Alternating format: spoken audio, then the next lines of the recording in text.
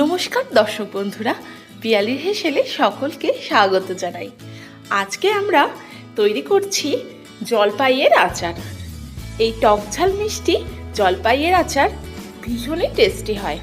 যারা মিষ্টি আচার পছন্দ করো তাদের জন্য আজকের ভিডিও। বন্ধুরা, খুব সহজে কিভাবে বাড়িতে জলপাইয়ের আচার তৈরি করা যায় সেটাই আজকে তোমাদের সাথে শেয়ার করতে চলেছি। চলো ভিডিওটা দেখে নেওয়া যাক। আমার চ্যানেলকে সাবস্ক্রাইব করে নিন আর বেল আইকনটি প্রেস করে রাখুন আমার ভিডিওগুলি সবার প্রথমে দেখার জন্য। প্রথমেই আমরা আচারের মশলাটা তৈরি করি। তার জন্য আমাদের কি লাগবে? 5 ফোড়ন আর শুকনো লঙ্কা। এই 5 ফোড়ন আর শুকনো লঙ্কা দিয়ে প্রথমে আমরা শুকনো খোলায় এটাকে নাড়াচাড়া করে ভেজে নেব। একটু ভেজে নিয়ে এটাকে আলাদাভাবে গুঁড়িয়ে রেখে দিতে হবে। একদম কম আঁচে এটাকে ভালোভাবে নাড়াচাড়া করে ভেজে নিতে হবে। যখন একটা সুন্দর গন্ধ আসবে তখনই বুঝে যাবে হয়ে গেছে। এরপর অন্যদিকে একটা ফ্রাই প্যান বসিয়ে নিয়ে তার মধ্যে কিছু পরিমাণ জল দিলাম। তার মধ্যে দিয়ে দিচ্ছি 200 গ্রাম মতন জলপাই। আর একটু জলের প্রয়োজন, আর একটু জল আমরা অ্যাড করছি যাতে জলপাইগুলো একটু ডুবে ডুবে থাকে। এইভাবে ঢাকনা দিয়ে 10 মিনিট মতন সিদ্ধ করে নিতে হবে। এবার আমরা দেখে নেব জলপাইগুলো সিদ্ধ হয়েছে কিনা।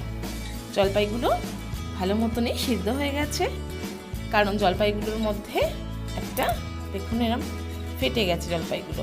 তার মানে বোঝা যাচ্ছে জলপাইটা বেশ ভালো করে সিদ্ধ হয়ে গেছে।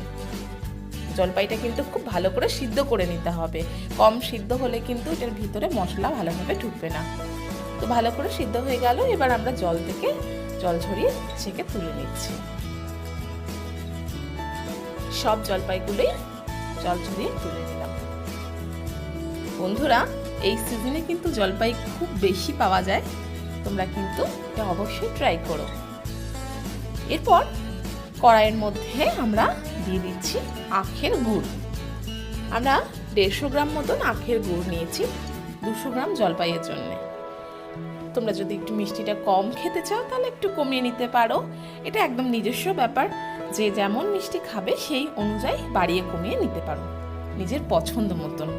আচার সবসময় নিজের টেস্ট অনুযায়ী বানিয়ে নিতে হয়। যাই হোক, এরপর গুড়টা যখন গলে গেল তখন জলপাইগুলো এর মধ্যে আমরা দিয়ে দিচ্ছি। এই সময় তোমরা চাইলে জলপাইগুলোকে একটু ফাটিয়ে নিতে পারো। আমি এই কড়াইয়ের মধ্যেই জলপাইগুলোকে ফাটিয়ে নেব। সেটা যেভাবে সুবিধা, আগেও ফাটিয়ে নেওয়া যায় বা কড়ার মধ্যেও ফাটিয়ে নেওয়া যায়। তো এটা তো সিদ্ধ হয়ে গেছে, খুব সহজেই এই কাজটা করে নেওয়া যাবে। তো আমি অল্প বানাচ্ছি বলে কড়াইয়ের মধ্যেই এগুলোকে ফাটিয়ে নিচ্ছি। অনেকটা পরিমাণে বানালে তখন আগেই এটা ফাটিয়ে নেওয়া ভালো। তো এইভাবে এগুলোকে ফাটিয়ে ফাটিয়ে নিচ্ছি। আর এগুলো কিন্তু আধ ভাঙা করে রাখতে হবে, তাহলে জিনিসটা বেশি ভালো হবে। পুরো ভেঙে গেলে একদম কিন্তু আচারটা মিশে মিশে যাবে। সেটা কিন্তু মানে জলপাইগুলো যাতে মুখে আসে সেরকম একটা স্ট্রাকচার রাখতে হবে। তো সবকটা দেখুন জলপাই ভাঙা ভাঙা হয়ে গেল।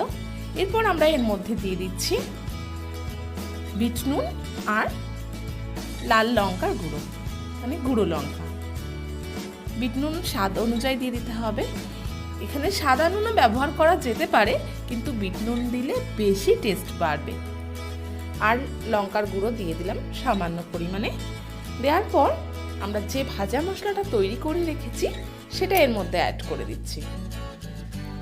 আর গুড়ের সাথে মশলার সাথে জলপাইগুলো ফুটতে ফুটতে একদম ভেতরে কিন্তু গুড়টা টেনে নিয়েছে জলপাইয়ের মধ্যে। এর টেস্টটা কিন্তু বেশ সুন্দর হয়, তোমরা দেখেই হয়তো বুঝতে পারছো। এভাবে এটাকে নাড়াচাড়া করতে থাকতে হবে যতক্ষণ না এটার মধ্যে একদম মাখা মাখা একটা ভাব আসে। ভালোভাবে এটাকে ক্রমাগত এখন নাড়াচাড়া করতে হবে। খুব সহজেই কিন্তু জলপাইয়ের আচার তৈরি হয়ে গেল, তাই না? তোমরা কিন্তু অবশ্যই এটা বাড়িতে ট্রাই করো। আর আচারটা কেমন হলো আমাকে জানাতে কিন্তু ভুলবে না। দেখো এইভাবে নাড়াচাড়া করতে করতে শুকনো শুকনো হয়ে আসছে যখন, তখনই কিন্তু আমাদের আচারটা তৈরি হয়ে গেছে। সেটা আমরা বুঝতে পারবো।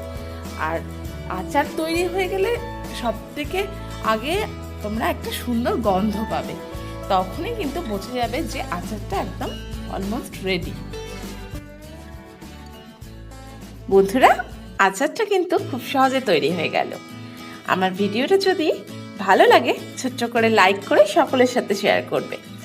আর আমার চ্যানেলটা এখনো যদি সাবস্ক্রাইব না করে থাকো তো প্লিজ আমার চ্যানেলটা সাবস্ক্রাইব করে নাও, আর পাশে রাখা বেল আইকনটা প্রেস করতে একদম ভুলবে না।